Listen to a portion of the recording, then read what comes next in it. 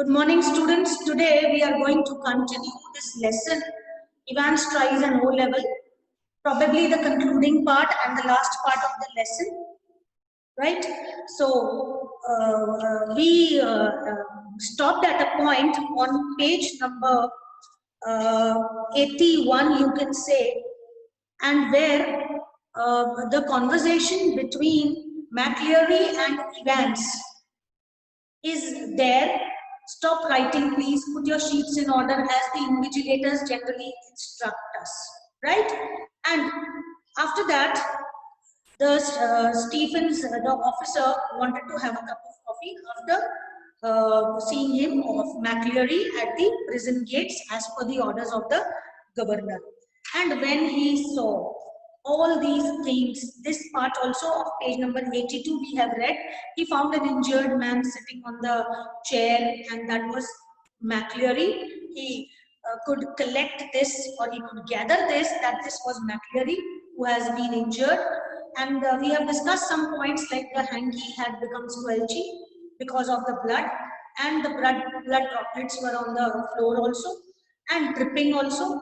And so let me read the last part of this page so that you can recapitulate and recollect what we did in the previous class. We must get you to the hospital immediately. When governor saw him, he felt sad, and both the officers helped him towards the governor's office. And we must get you to hospital immediately. I just don't. You have called the police. Yes, yes, they are on their way, but I'm all right. And he says that I'm all right and no need to take me to the hospital. And I know where Evans has gone. And he shows them a question paper. A sheet was attached to it at the back of the paper, which had the clues. Now these clues he showed to the governor. You see what they have done, governor.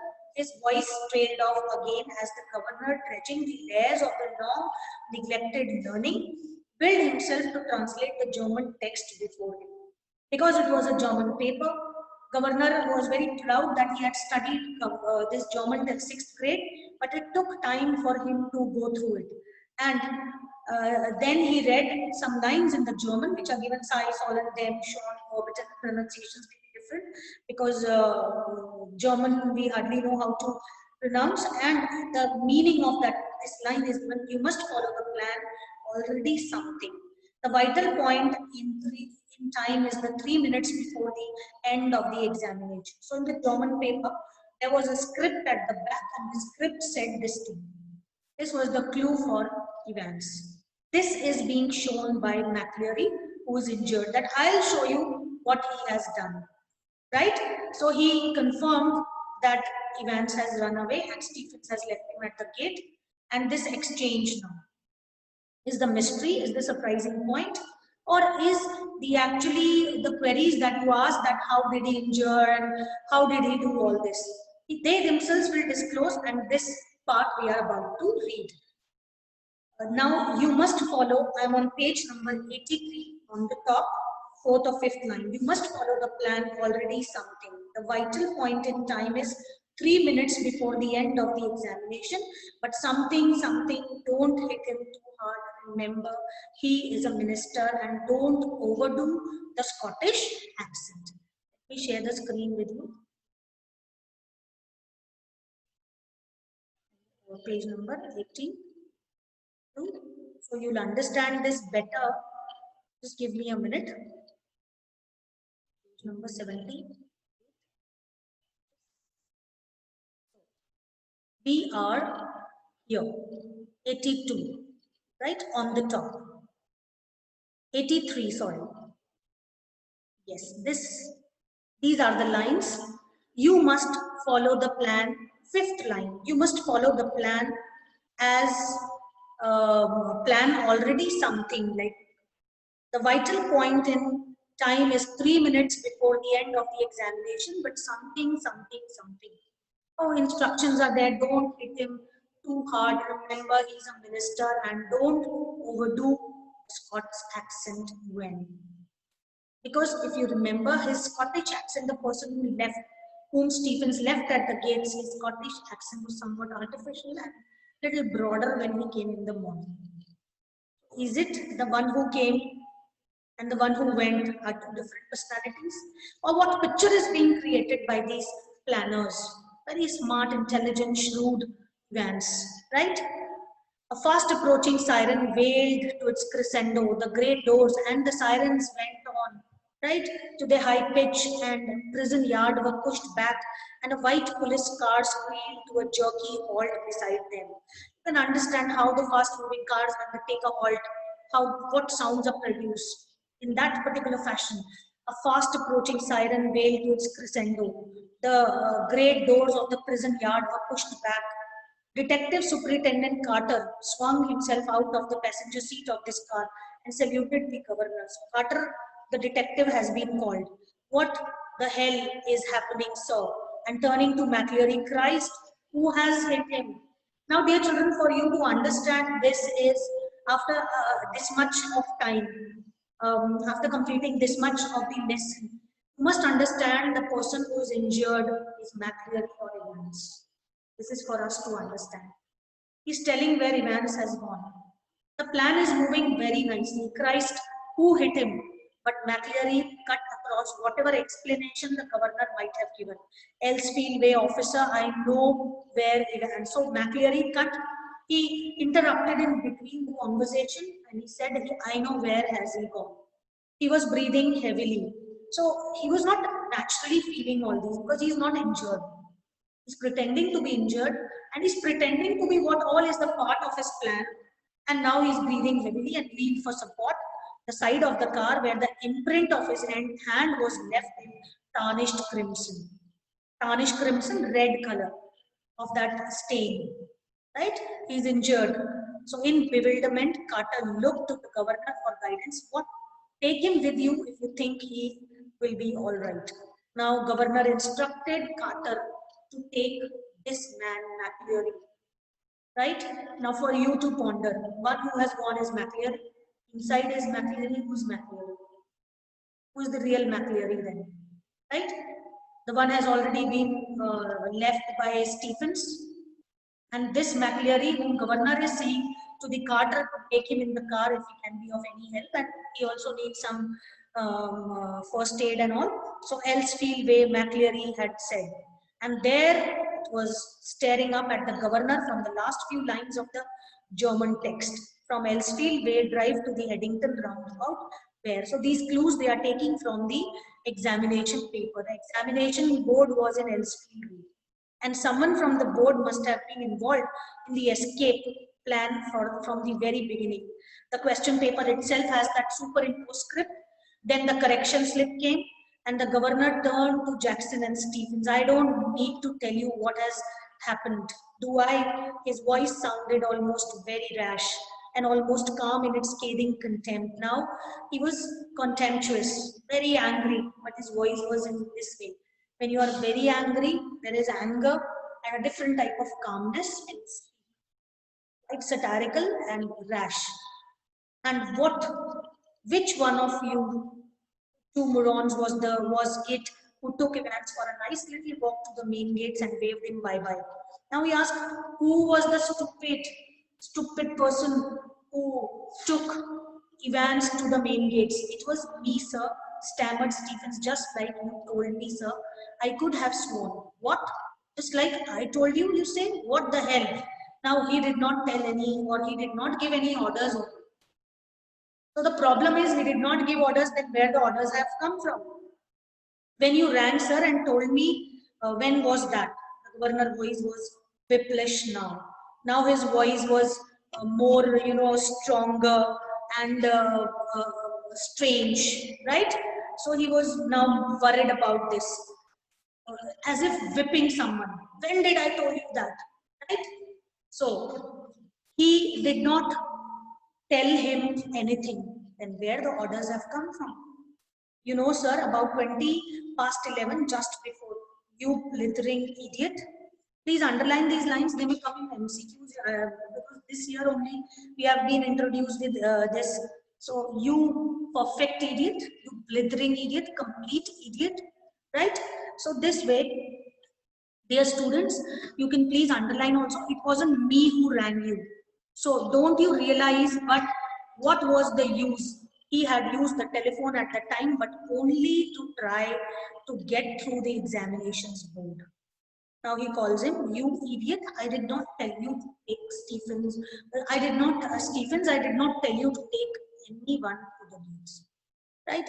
But what was the use? He had used the telephone at the time, but only to try to get through the examination board. Now this governor was on the phone continuously. When the correction slip had come, he had rung them, but nobody picked and the line was engaged at the time. If you remember, when we were reading 2 days back, we were on the spot. What was the use of his all these efforts? He shook his head in growing despair and turned on the senior prison officer. "As for you, Jackson, how long you have you been pretending you have got a brain?" Now he got scolded senior officer after scolding the junior officer. This much part is clear, dear students. Kindly revert so that we can move further.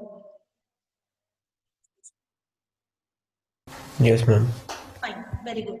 "How long have you been pretending you have got a brain? Well, I tell you something, Jackson, your skull is empty, absolutely empty." It was Jackson who had spent 2 hours in Ivan's cell the previous evening, and it was Jackson who had confidently reported that there was nothing hidden away here, nothing at all. Then how did he injure? The point is, dear student, how did he injure when everything, the razor, the knife, and all sharp-edged things were taken from him, and very minutely the precautions were taken and checking was done? Still, so he gets a scolding from the governor. He here is Jackson now. And yet Evans had somehow managed to conceal not only a false bed, a pair of spectacles, a dog collar, and all the rest of his clerical paraphernalia. All the things that he might have used for these paraphernalia, but also some sort of weapon with which he had given McLeary such a terrible blow across the head. A prison van bagged alongside, but the governor made no immediate move.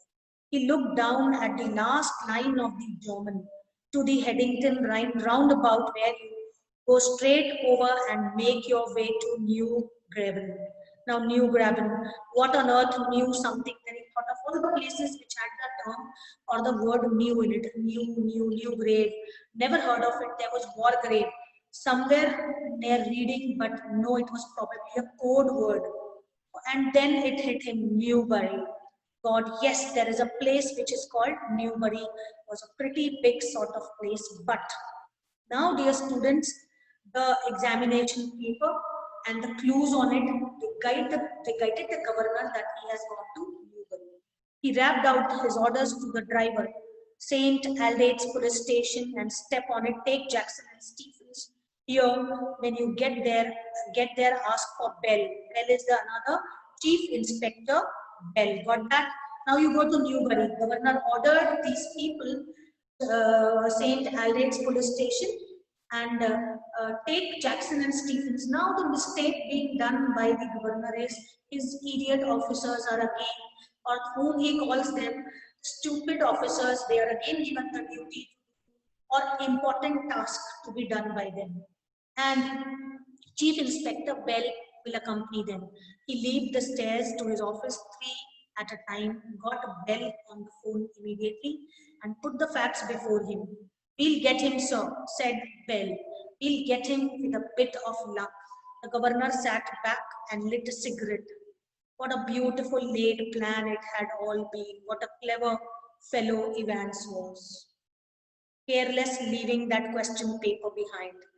Now, dear children, this question paper was intentionally left by him to misguide them.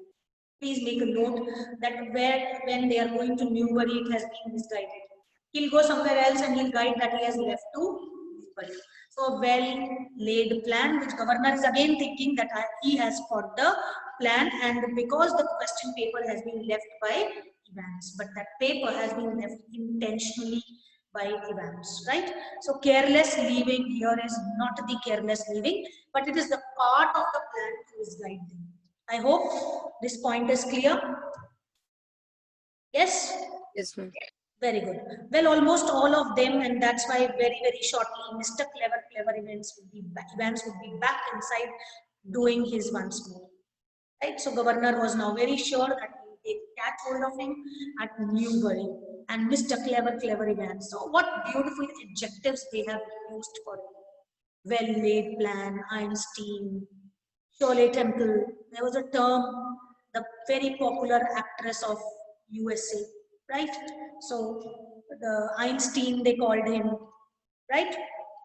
Then the phone on his desk erupted in a strident burst, and Superintendent Carter informed him that McCleary had spotted Evans driving off along Elsfield Way.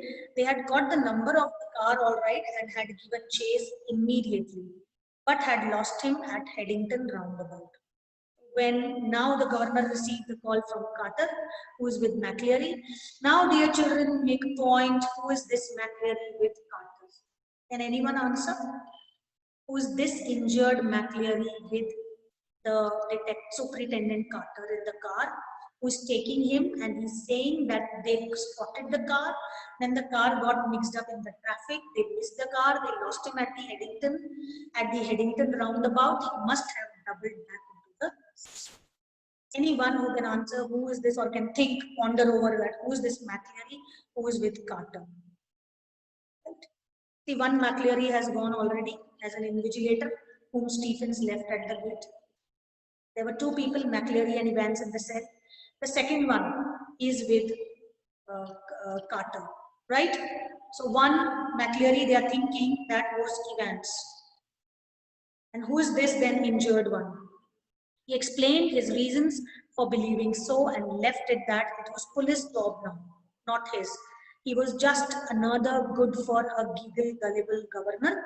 That was all. What do you mean by good for a gullible governor? This means that the governor was suitable. He deserved to be laughed at by people like readers as well as the fellow people in the play.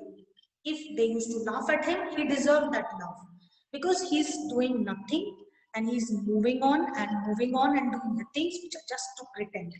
By the way, I hope you managed to get McCleary to the hospital all right. Yes, he is in the Radcliffe now.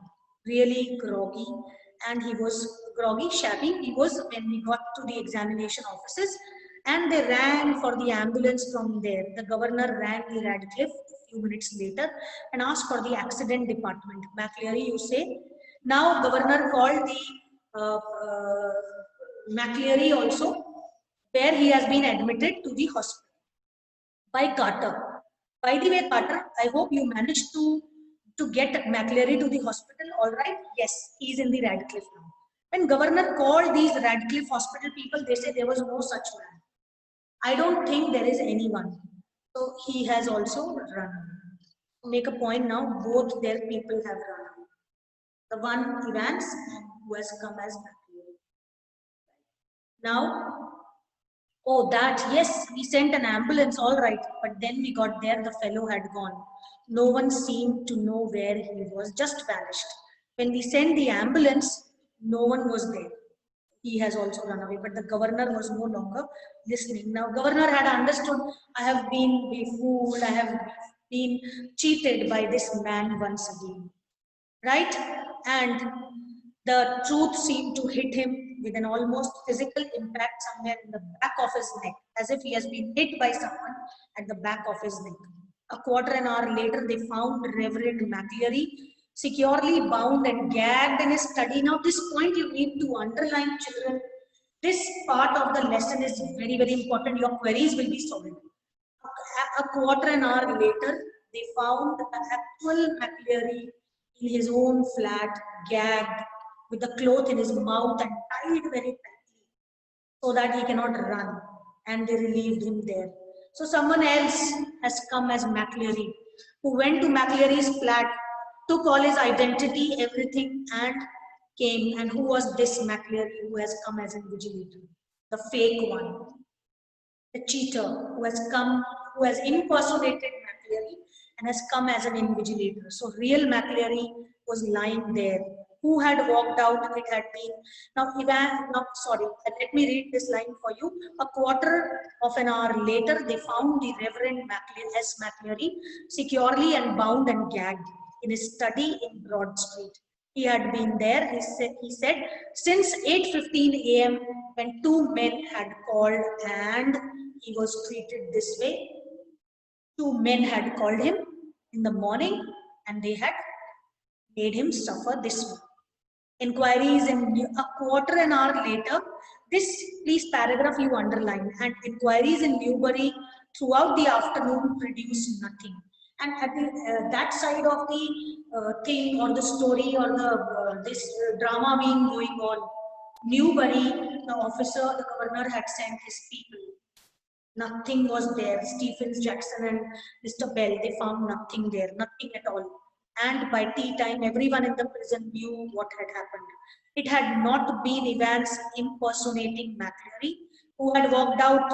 It had been Evans impersonating McCleary, who had stayed in. This is the answer for many other questions. And what are those questions?